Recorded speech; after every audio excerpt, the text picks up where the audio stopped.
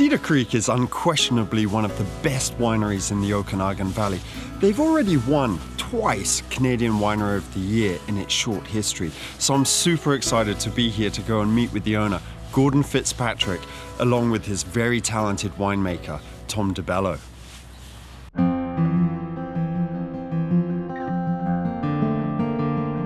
So Gordon, tell me about the history of Cedar Creek then. When did you guys get going?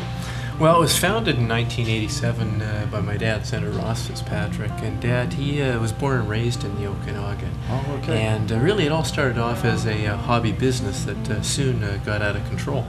Well, this hobby business has become one of the most successful wineries in the Okanagan. Gordon's now taken the reins from his father, and he's also taken Cedar Creek to a whole new level. He's over 150 acres of vineyards with a large 50-acre block surrounding the winery and sites as far as the Soyuz planted to the big Bordeaux reds.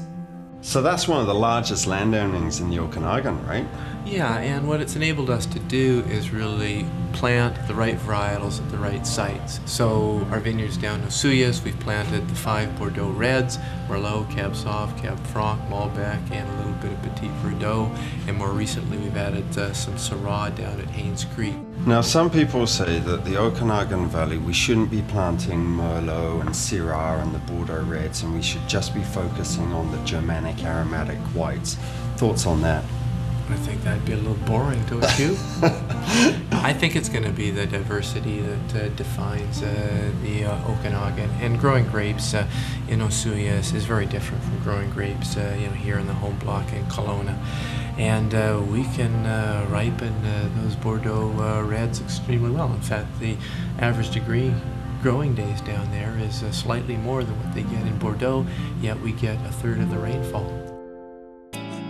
I'm a big fan of Cedar Creek Chardonnay and Pinot Noir, but actually they've single-handedly transformed the quality of Syrah in the Okanagan, making what I believe is the very best one in the valley today.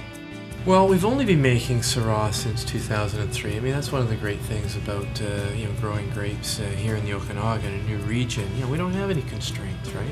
And so we can look to do different things. So we started making it in 2003, and 2005 actually our Syrah won Canada's Red Wine of the Year at the Canadian Wine Awards. That's very impressive. So we've had a lot of encouragement with it, and I remember Tom Stevenson in his wine report, he said it was the best Syrah he'd ever tasted. In fact, not only did he taste it in the world.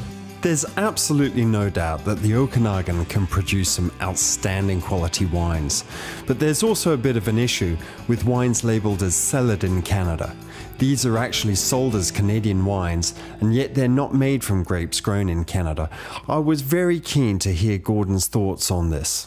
What percentage of total wine sales in British Columbia does the cellared in Canada account for? It is the largest market segment. The last statistics that I saw, I think it has about a 35 to 36% market share.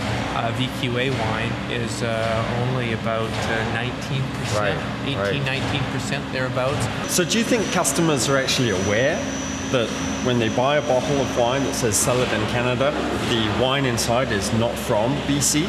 If they weren't aware before all of this controversy, they sure are now. Sure probably are now. And that is one of the upsides.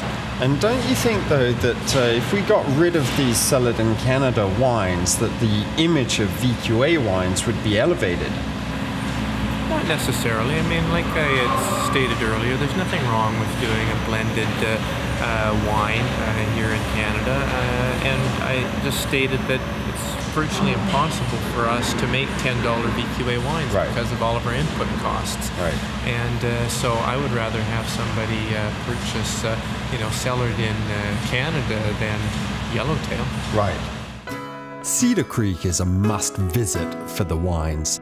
In my opinion, Tom DeBello, the winemaker, is one of the most talented in the Okanagan Valley. But they also do a fantastic summer concert series with some big name performers like Blue Rodeo. And if you miss that, well, make sure you stop by for a tour and tasting, followed by a delicious lunch on their terrace during the summer months.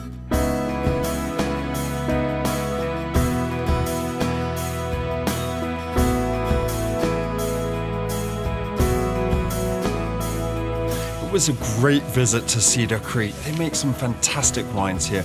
Personally, I'm a huge fan of their Syrah and their Pinot Noir. And Gordon Fitzpatrick, well, he's just such a steady hand at the helm on this winery.